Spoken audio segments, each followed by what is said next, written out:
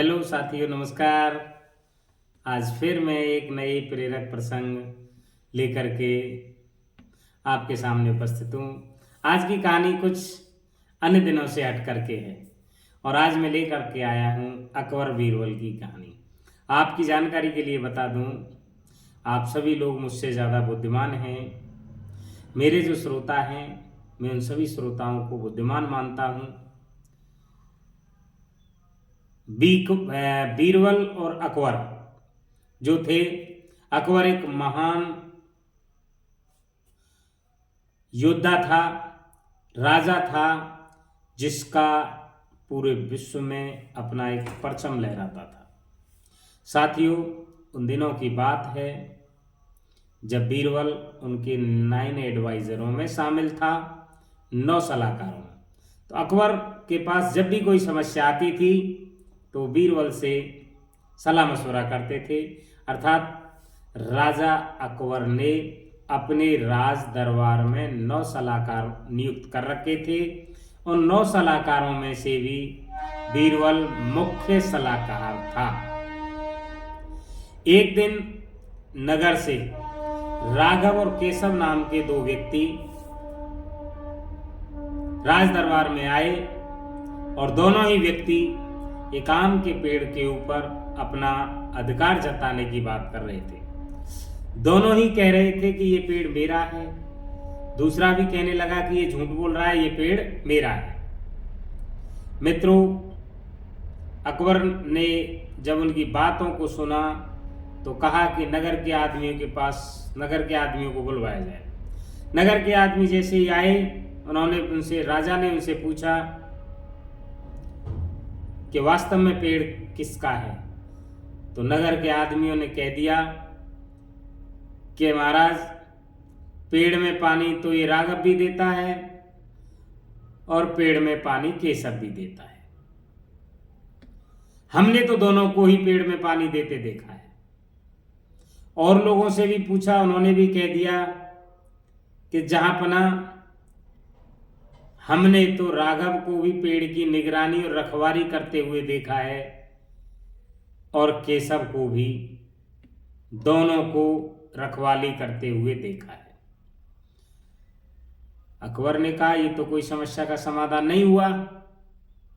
तो चौकीदार को बुलवाया गया जो पेड़ की निगरानी रखता था, पेड़ की चौकीदारी करता था। चौकीदार ने से भी किसी समस्या का समाधान नहीं निकला, क्योंकि चौकीदार ने भी कह दिया कि हुजूर, मुझे तो राघव भी चौकीदारी के पैसे देता है और केशव भी देता है। बताइए अब समस्या का समाधान कैसे हो। जब राजा अकबर के पास इस तरीके की समस्याएं आती थीं तो वो बीरबल को याद करते थे।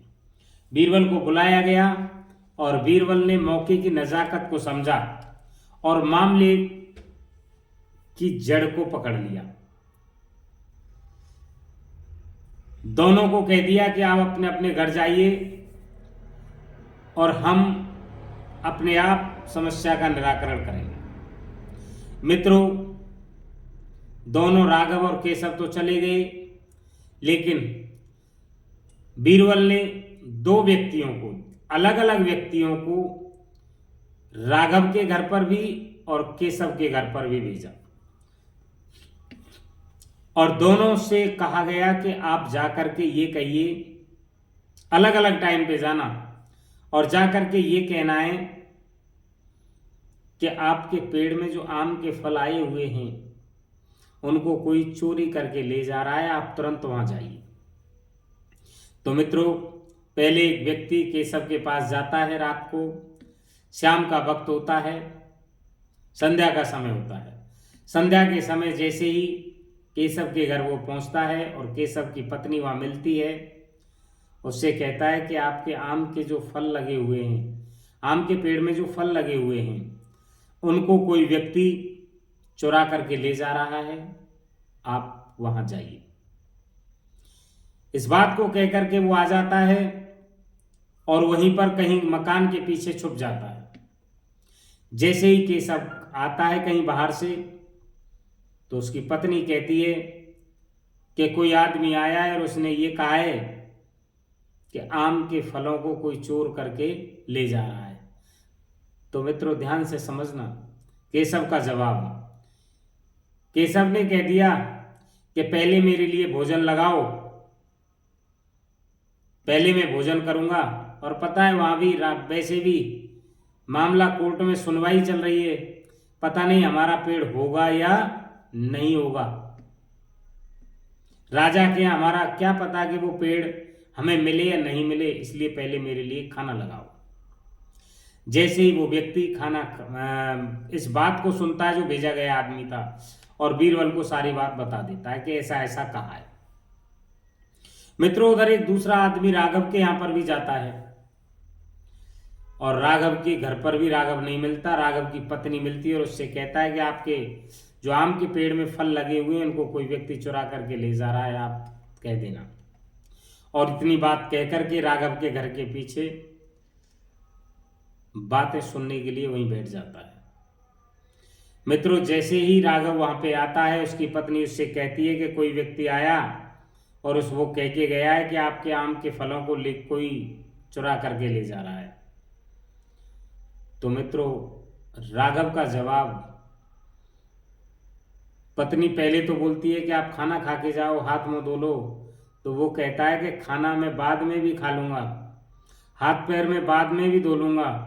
मैंने अपने खून पसीने से उस आम के पेड़ की सिंचाई की है, एक फल भी यदि मुंह से गायब हुआ तो मुझे बहुत दर्द हो। मित्रों इतना कह करके हाथ में लाठी लेकर के वो व्यक्ति आम के फल के पास पहुंच जाता है, पर वो तो एक नाटक था। वहां कोई व्यक्ति आम के फल पर नहीं था, आम के पेड़ के पास नहीं था, और आम का पेड़ सुरक्षित था। इस बात की सूचना राघव वाले जो व्यक्ति भेजा गया था वो बीरबल को देता है और कहता है कि जहां बीरबल इस तरीके से कहा गया था।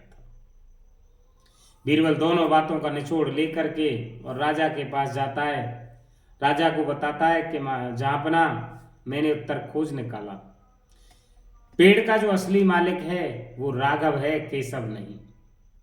और सारी घटना को बताता है। राघव को राजा उत्साहवर्धन के लिए इनाम देता है और केशव को दंड देता है।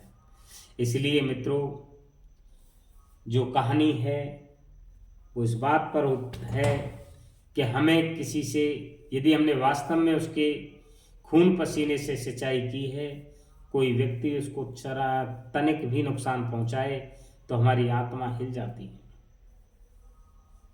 इसलिए मेरी कहानी यदि पसंद आई हो तो शेयर अवश्य करें। नमस्कार।